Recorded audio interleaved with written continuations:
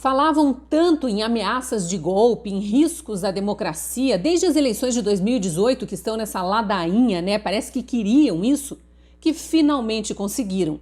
A democracia brasileira está realmente em risco. Mas não é por causa de um governo autoritário ou de militares querendo o poder, como dizem os opositores do governo o tempo todo.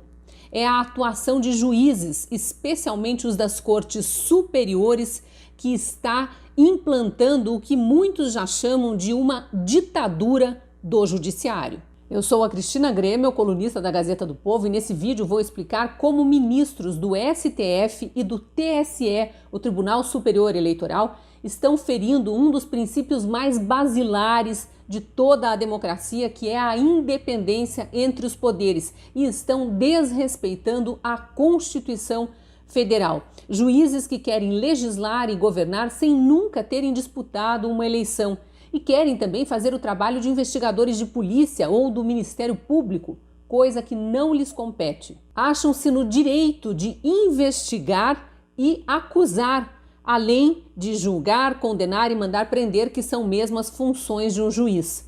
Vou falar sobre como esses ministros estão fazendo ruir a credibilidade das instituições em que trabalham e estão provocando um desmonte do que a gente chama de Estado democrático de direito.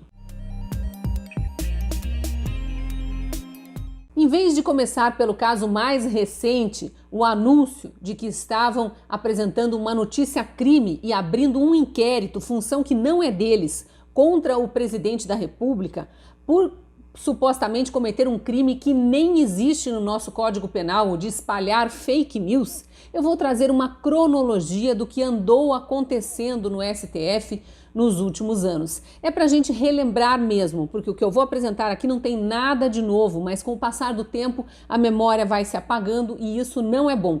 Prepare-se para uma lista de decisões, especialmente do STF, que criaram insegurança jurídica, algo que fragiliza o Brasil, prejudica o acesso dos investidores estrangeiros à nossa economia, prejudica a própria economia brasileira, amedronta e revolta a população e ameaça a nossa democracia. A primeira decisão antidemocrática importante de lembrar foi aquela do ministro Ricardo Lewandowski do STF no dia do julgamento do impeachment da ex-presidente Dilma em 2016. Lembra? A Constituição manda que governantes apontados por crimes de responsabilidade, como foi o caso da Dilma, percam o mandato e percam também os direitos políticos por 8 anos. Mas o Lewandowski, na condição de quem presidia aquela sessão do impeachment, aceitou o pedido de senadores petistas e do então presidente do Senado, Renan Calheiros, para fatiar o julgamento e assim permitiu uma manobra.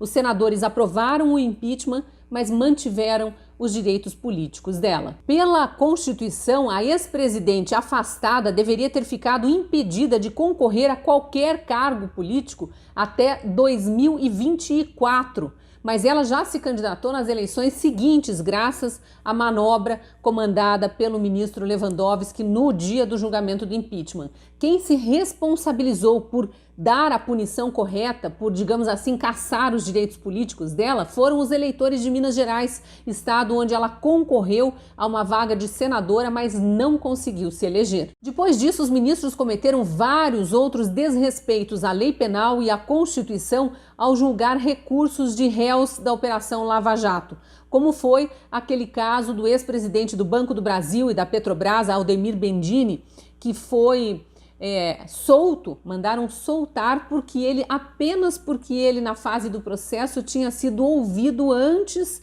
de outros réus que acabaram se tornando delatores. Os advogados do Aldemir Bendini deram uma volta jurídica para dizer que aquilo tinha sido uma enorme injustiça e convenceram os ministros do STF a criar uma nova regra que não existia no Código Penal, que é essa história de que réus delatores nunca podem ser os últimos a falar. E fizeram essa regra ser aplicada retroativamente, anularam a sentença correta dada pelo então ministro Sérgio Moro com base no que existia, rigorosamente no que existia no Código Penal, anularam a sentença e fizeram o processo voltar a estaca zero com o réu solto. Aí teve aquela história de mandar soltar milhares de presos porque mudaram a interpretação da Constituição e disseram que criminosos condenados, mesmo que em segunda instância, podiam ficar soltos até que todos os recursos fossem julgados pela justiça, ainda que fosse impossível recorrer quanto à sentença de culpa. E aqui não era um desrespeito à Constituição necessariamente, foi uma nova interpretação em relação à interpretação que tinha sido feita alguns anos antes. Lembra sobre aquele artigo do trânsito em julgado, que o trânsito em julgado, o fim de todo o processo é que é o limite para que alguém possa ser preso. A gente sabe exatamente por que mudaram essa interpretação. Foi para beneficiar o ex-presidente Lula, que acabou sendo solto, junto com vários outros presos da Lava Jato, e traficantes, homicidas, estupradores, pedófilos e criminosos de todo tipo, que já estavam condenados e não tinham mais qualquer chance de reversão da sentença de culpa. Apenas ficar postergando o processo com recursos que questionam filigranas jurídicas. Várias outras decisões do STF foram jogando o país num mar de insegurança jurídica, mas alguns episódios agravaram a situação. A abertura daqueles inquéritos dos atos antidemocráticos e das fake news, a prisão de ativistas políticos conservadores e até de um jornalista sem acusação formal, e a prisão de um deputado federal, Daniel Silveira, por crime de opinião, desrespeitando a imunidade parlamentar que está prevista na Constituição. Olha a ironia, ato antidemocrático é ir para a rua desarmado, numa manifestação pacífica, sem bandeiras de partidos ou de políticos. Já os protestos de terroristas carregando facas, pedras, álcool para atear fogo em patrimônio público ou até privado são passeatas consideradas democráticas, respeitadas pela corte apenas porque se opõem ao governo,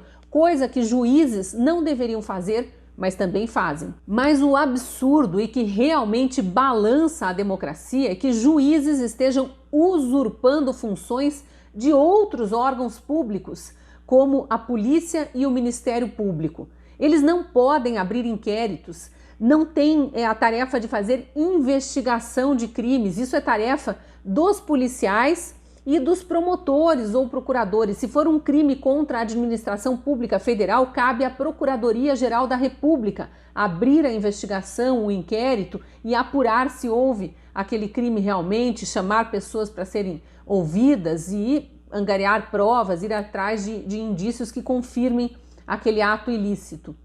Veja só o que aconteceu em relação aos atos antidemocráticos e às fake news, ao inquérito das fake news, a Procuradoria da República pediu para o STF encerrar a investigação, mas não foi atendida. Os ministros Dias Toffoli e Alexandre de Moraes acharam por bem abrir os chamados inquéritos de ofício, única exceção em que o judiciário pode investigar crimes, mas não conforme o previsto na Constituição, e sim numa regra, num conjunto de regras ali que é o regimento interno do próprio STF.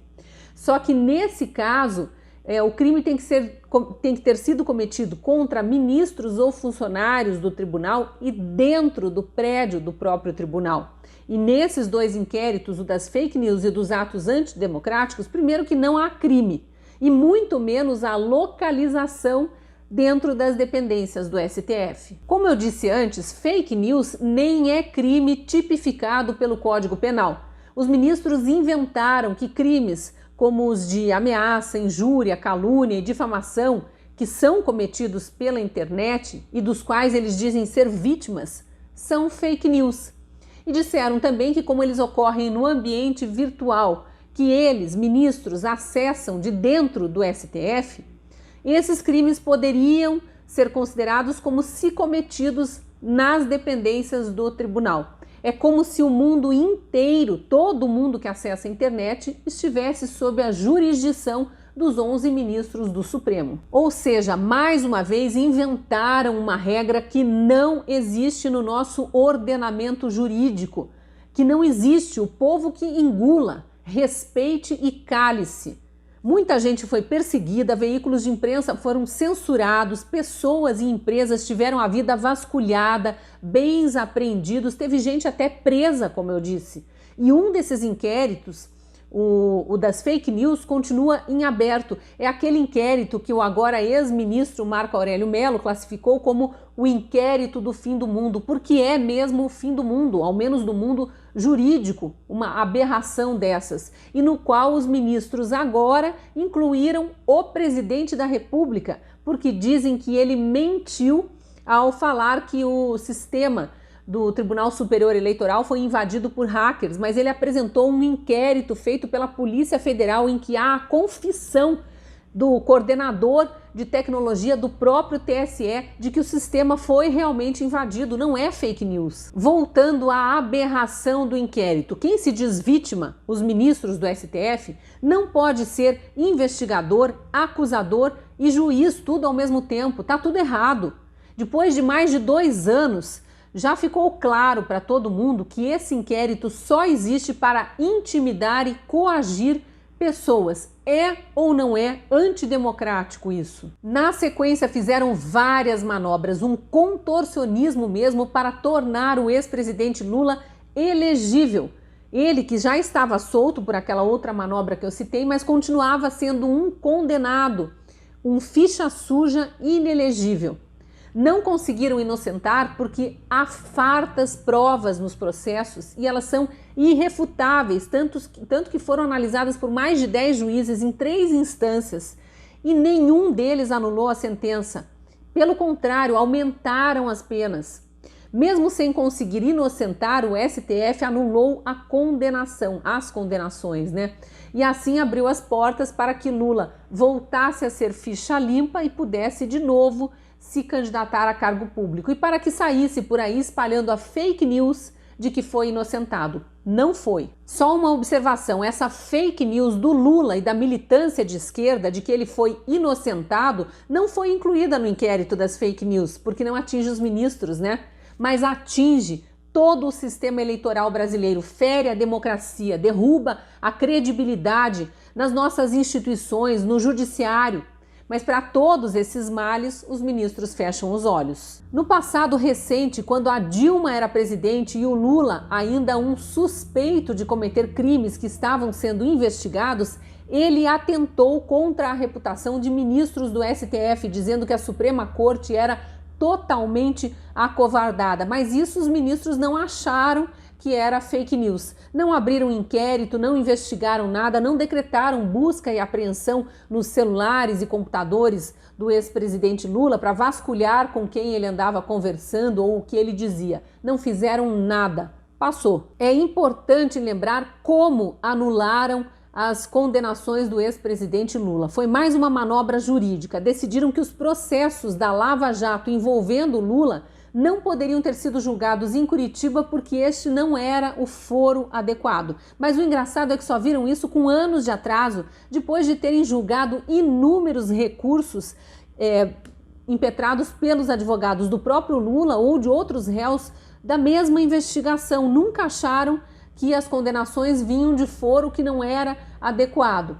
Com mais essa decisão, os processos de Lula tiveram que ser reiniciados em Brasília. E como tudo voltou a estaca zero, um homem condenado a mais de 20 anos de prisão ganhou o aval para se candidatar a presidente da República. É compreensível que o homem comum, o cidadão que trabalha, que paga impostos, que sustenta a máquina pública, que vai para a rua pedir por mais liberdade, por respeito à Constituição, que vai manifestar sua vontade, pedir transparência no sistema eleitoral, esteja hoje indignado com o que vem acontecendo no STF, com as manobras que vão sendo feitas para permitir que pessoas condenadas por corrupção e lavagem de dinheiro possam até se candidatar para, quem sabe, assumir o poder. As pessoas já estavam preocupadas com as ameaças ao Estado Democrático de Direito e à ditadura vinda do Poder Judiciário. E aí chegamos ao momento atual, onde a gente está vendo ministros do STF e do TSE agindo politicamente, o que é proibido. A gente já sabia que não se respeitava muito a Constituição, mas eles nem esconderam quando começaram a fazer atividades político-partidárias de uma forma escancarada, se reunindo com líderes de partidos dentro do Congresso Nacional. Dois deles, Luiz Roberto Barroso e Alexandre de Moraes, decidiram combater abertamente a proposta de emenda à Constituição que cria o voto impresso auditável nas eleições. Isso já foi aprovado na Câmara 3 vezes, mas foi derrubado pela Justiça em outras ocasiões e voltava a ser discutido com força agora. Vale relembrar a movimentação dos juízes do Supremo que fez mudar o rumo da votação ali na Câmara dos Deputados. Uma votação que já era certa, a vitória já era certa. A PEC, proposta de emenda constitucional, tinha votos suficientes para passar na comissão especial e depois ir a plenário para uma votação geral. Sendo uma PEC aprovada no Legislativo, ela não poderia ser depois derrubada pela Justiça. Para isso não acontecer, o Barroso, que também preside o TSE, Tribunal Superior Eleitoral, gravou vídeos garantindo que as urnas eletrônicas são seguras, que os votos são auditáveis e que as preocupações dos eleitores são infundadas. Não adiantou levar uma enxurrada de dislikes nos vídeos. Ele fingiu não ouvir a população, não entender o recado que estava sendo dado, fingiu não saber que a população em massa quer ver a aprovação dessa PEC, chegou a gravar vídeos em inglês, francês e espanhol para convencer até eleitores de outros países de que as nossas urnas são seguras. Depois ele e o ministro Alexandre de Moraes praticaram um ativismo político ainda mais explícito, se reuniram com 11 líderes partidários. Nós, o povo, que somos os verdadeiros donos do poder, que deveríamos ser respeitados, não ficamos sabendo o que foi discutido nessa reunião, mas o fato é que depois desse encontro, os líderes partidários que tinham se reunido com eles substituíram os deputados na comissão especial, aqueles deputados que iam votar a favor do voto impresso auditável, e colocaram no lugar deles outros deputados que se comprometeram a votar contra o projeto. Engraçadinhos, né? Pensaram que a gente não ia perceber. E foi a partir dali que começou uma guerra para tentar derrubar a pauta que tem apoio popular, tanto que centenas de milhares de pessoas foram para a rua no dia 1º de agosto apenas para defender isso, o voto impresso auditável. Bem, os ministros do STF decidiram pressionar contra e exigir, deram um prazo para que o presidente da República apresentasse provas de que o sistema eleitoral brasileiro não é seguro. E o presidente Bolsonaro respeitou a ordem judicial, respeitou conforme diz a Constituição e fez isso, apresentou provas. Numa live junto com o ministro da Justiça, Anderson Torres, ele mostrou vários indícios de possíveis fraudes nas eleições de 2014 e 2018. É bom lembrar que quando o presidente Bolsonaro era deputado, ele foi o autor da proposta de se implantar uma impressora acoplada à urna eletrônica para que o eleitor pudesse ver ali logo depois de digitar os números dos candidatos o nome que saía impresso, para conferir se era mesmo aquele o candidato em que tinha votado e só então apertar o confirma e permitir que aquele voto físico caísse numa urna para uma possível auditagem, uma possível conferência depois em caso de dúvida. Isso porque desde as eleições de 2014 havia muitas denúncias de profissionais de análise de sistemas e processamento de dados apontando coisas estranhas que aconteciam com as urnas. O PSDB chegou a contratar uma empresa de auditagem que concluiu que era impossível fazer auditagem nas urnas eletrônicas. Além dessa live, com uma série de indícios de possível manipulação do resultado das eleições, o presidente e o relator da PEC do voto auditável, o deputado Felipe Barros, deram uma entrevista revelando parte de um inquérito feito pela Polícia Federal para investigar uma invasão hacker no sistema do Tribunal Superior Eleitoral. Esse hacker ficou 6 meses acessando o código-fonte que dá acesso às urnas eletrônicas sem que ninguém descobrisse. A história só veio à tona porque o hacker escreveu um e-mail para um site de tecnologia contando tudo que ele tinha aprontado com o código-fonte, descobrindo senhas de funcionários do TSE. E aí o site informou ao TSE que pediu à Polícia Federal a abertura do inquérito. Foi por isso que a Polícia Federal investigou e, para a polícia, o coordenador de tecnologia do TSE confirmou que o sistema tinha sofrido uma invasão e, pior, admitiu que não tinha os arquivos para demonstrar por onde o hacker andou, quais urnas ou códigos-fontes ele acessou, algo considerado de extremo amadorismo por especialistas em tecnologia. Ou seja, o TSE foi invadido e apagou as provas que poderiam confirmar o crime. Aí, quando a gente acha que o assunto está pacificado, que o TSE e os deputados que eram contra finalmente entenderam por que a população quer o voto impresso auditável, quer ter urnas mais transparentes, um sistema mais confiável, o STF e o TSE fazem o quê?